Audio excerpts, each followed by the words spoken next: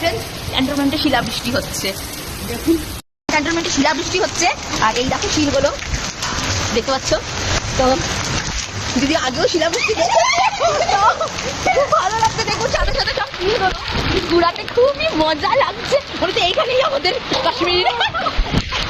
আমরা সব লেডিস গুলো শিল ঘুরাচ্ছি, দেখুন সব শিলালিরা।